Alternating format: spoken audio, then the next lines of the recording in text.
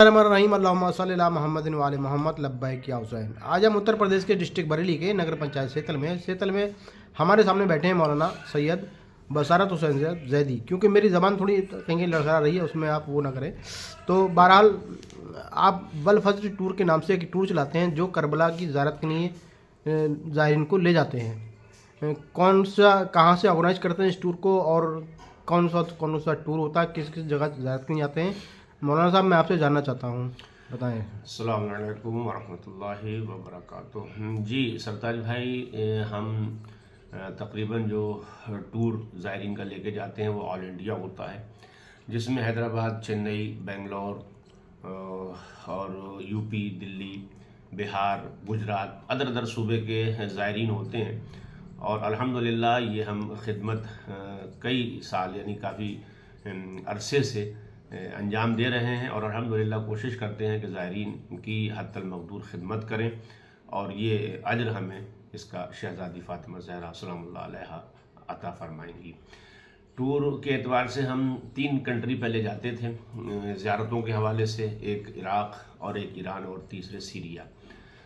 अल्हम्दुलिल्लाह इस वक्त जो हमारा टूर गया, और अभी हम 2 दिन पहले वापस आए हैं, तो इराक़ गए और ईरान गए। सीरिया के हालात ना गुफ्ताबे हैं और ना साज हैं, अभी वहाँ पर कुछ बातिल ताकतें जो हैं वो मुसल्लत हैं, इसलिए अभी सीरिया का प्रोग्राम नहीं हुआ है। जी, तो अभी आपको जल्दी में ही एक टूर आपको लेके गए थे, कुछ ज़ायरीन सेतल के भी थे।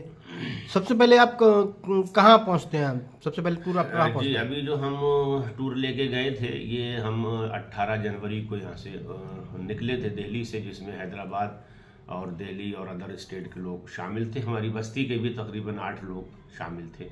तो हमारा फ़्लाइट दिल्ली से डायरेक्ट नजफ़ के लिए था, और अल्हम्दुलिल्लाह नजफ़ के बाद हमने सारी नजफ़ और नजफ़ के अतराफ़ की सारी ज़ियारत करने के बाद हमने हिल्ले की ज़ियारत अंजाम दी। हिल्ले की ज़ियारत में जनाब शरीफ़ा बिनते इमाम हसन अलैहिस्सलाम हैं कि जिन्हें तबीबतुल मालूलीन कहा जाता है, यानी ऐसी डॉक्टर, ऐसी इलाज करने वाली कि जिस मरीज़ को सब ने जवाब दे दिया हो। अल्हम्दुलिल्लाह उस ज़री के सदक़े में, इमाम हसन अलैहिस्सलाम की वो बेटी, उनके सदक़े में ऐसे अफराद को भी वहाँ से शिफा मिलती है।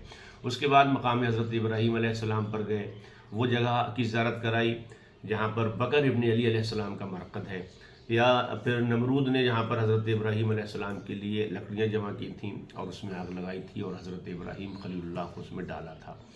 हज़रत अय्यूब अलैहिस्सलाम की ज़ैद शहीद की, और मकाम रद्द शम्स, यानी जहाँ से हज़रत अली ने सूरज को पलटाया था।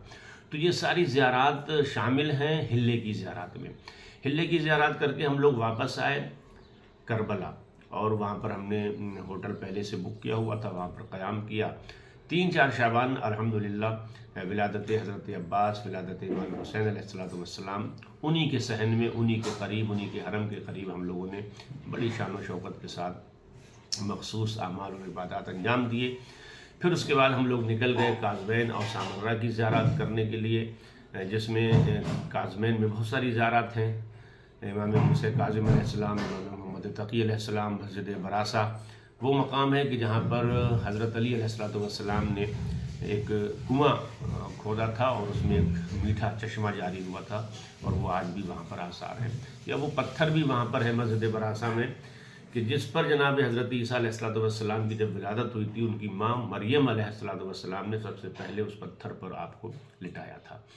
तो ये मस्जिद बरासा है, और तारीख़ी एतबार से इसकी बहुत सारी फजीलत है। चूँकि मुख्तसर सा इंटरव्यू है तो ज़्यादा वजाहत बयान करना जो है वो अबस होगा।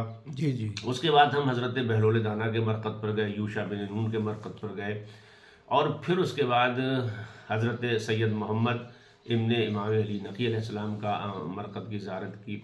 सामर्रा में इमाम हसन अस्करी अलैहिस्सलाम और उनकी ज़ौजा यानी इमाम असर अलैहिस्सलाम की वालदा जनाब नरजिस खातून, उनकी फूफी जनाब हकीमा खातून, और इमाम अली नकी अलैहिस्सलाम, और सरदाब ग़ैबत ख़ास करके जहाँ से हमारे आखिरी इमाम ने ग़ैबत कुबरा इख्तियार की। तो ये सारे मकामात की ज़ियारत करते हुए हम इमाम हादी अलैहिस्सलाम के उस कैद खाने को भी देखा, कि आज हम उस कैद खाने को देखते हैं तो हमारी आँखों से आंसू नहीं रुकते, ان ملعونوں نے امام کو ایسی جگہ قید کیا تھا کہ صرف آپ کھڑے رہ سکتے تھے، آپ بیٹھ بھی نہیں سکتے تھے اور آپ لیٹ بھی نہیں سکتے تھے۔ وہیں پر وہ سجن ہے، وہ قید خانہ ہے، اس کی زیارت کی، وہاں پر امام کی زیارت پڑی، وہاں پر تھوڑے مصائب بھی ہوئے اور گریہ بھی ہوا۔ اس کے بعد ہم لوگ نکلے اور مسیب میں طفلان مسلم، یتیمان مسلم علیہ الصلوۃ والسلام کی زیارت کی، حضرت حر علیہ السلام کی زیارت کی، اور حضرت عون ابن جعفر ابن عبداللہ کی زیارت کی، جو کہ جناب زینب کے فرزند تھے۔